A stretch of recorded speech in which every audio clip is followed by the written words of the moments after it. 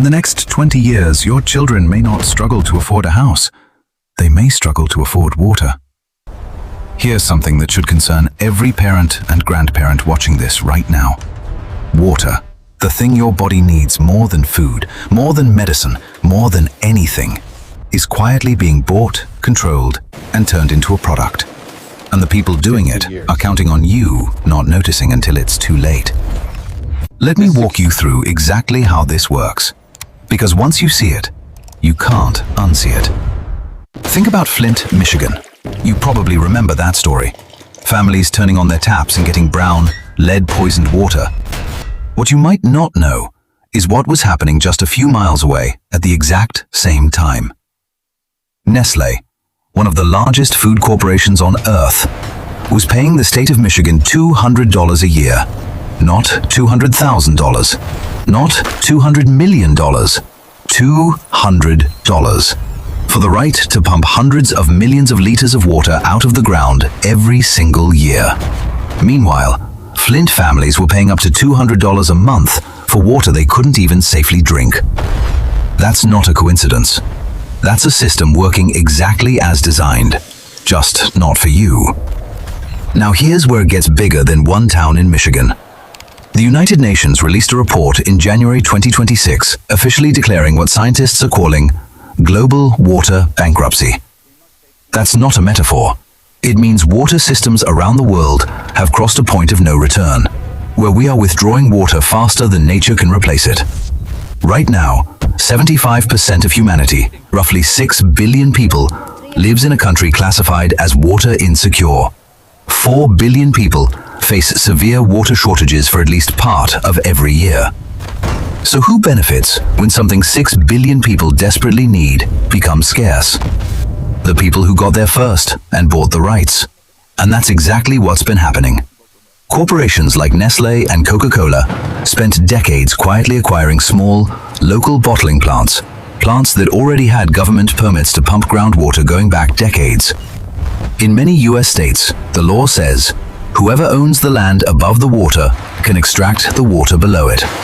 So these companies bought strategic strips of land sitting right above the world's largest underground water reserves, called aquifers, and started pumping. In Chiapas, Mexico, a Coca-Cola factory is permitted to extract over 1 million liters of water per day from the local supply. The people living around that factory suffer from severe water shortages. The result? In that community, a bottle of Coca-Cola is cheaper than clean drinking water. Read that again. Soda, cheaper than water.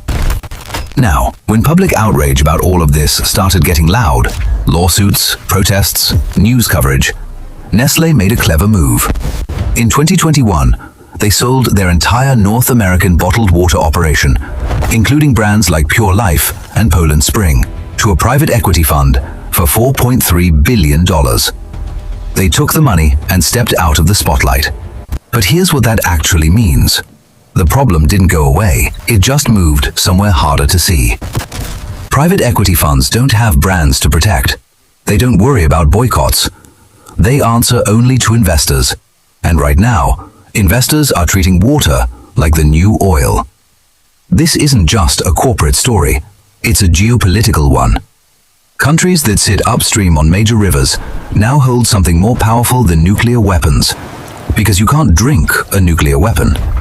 Ethiopia built the Grand Ethiopian Renaissance Dam on the Nile, and Egypt has called it an existential threat. Not a political inconvenience, an existential threat. Because if the Nile slows, Egypt's farms die, and Egypt's people go hungry. India recently suspended its water-sharing treaty with Pakistan, and Pakistan responded by saying any change to water flow would be treated as an act of war. In the future, the richest, most powerful countries on Earth may not be the ones with the best technology or the strongest military. They may simply be the ones sitting upstream. And here's the piece that almost nobody is talking about yet. Every time you use an AI assistant, every search, every summary, every generated image, that computation runs in a data center. And those data centers consume extraordinary amounts of water to keep their servers cool. We're talking billions of liters annually for a single large facility. Microsoft, Google, Amazon, they're racing to build more of these centers faster in regions where land and energy are cheap, which frequently means water-stressed regions. The same places where communities are already struggling. Here is the trade-off no one is saying clearly. The more we use AI, the more water gets consumed. Every answer, every query costs a small amount of clean water somewhere in the world. And then, water itself started trading on Wall Street. The Nasdaq Veles California Water Index launched on the Chicago Mercantile Exchange, the same exchange where oil futures and corn futures are traded. Water prices now fluctuate like stocks. When drought hits, water futures spike. That spike ripples forward. Farmers pay more, food costs more, your grocery bill goes up, and you call it inflation without ever knowing its source. We've reached the moment where the thing that falls from the sky, the thing that covers 70% of the planet's surface, is now a financial instrument. When water becomes a stock, the people who profit from higher prices are not the people who need to drink it.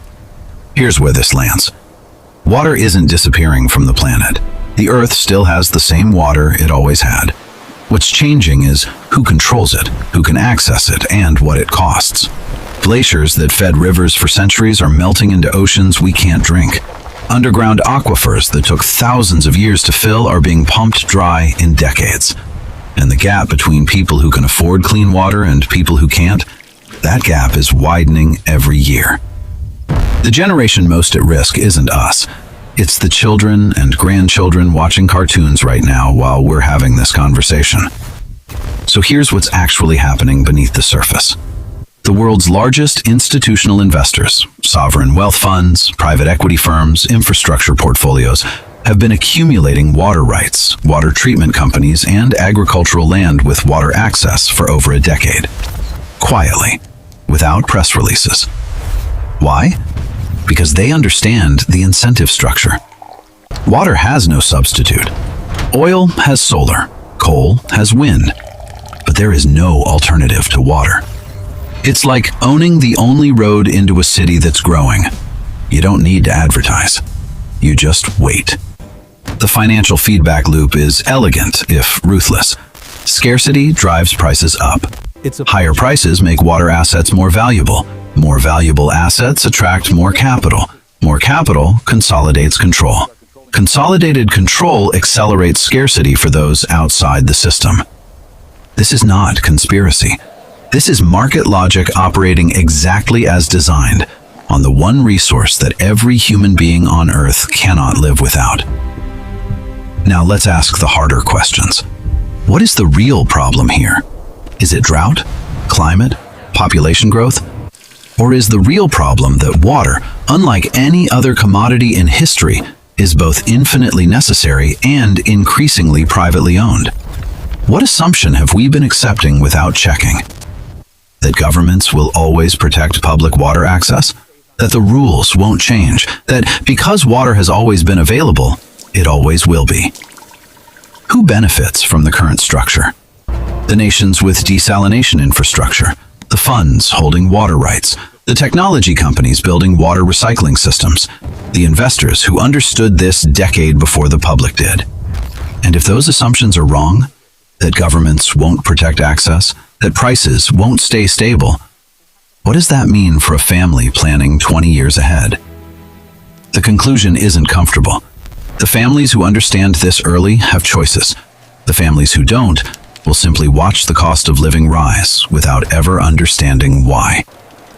If water continues on this trajectory, if it completes its transformation from public resource to traded commodity, then the fundamental question isn't economic. It's civilizational.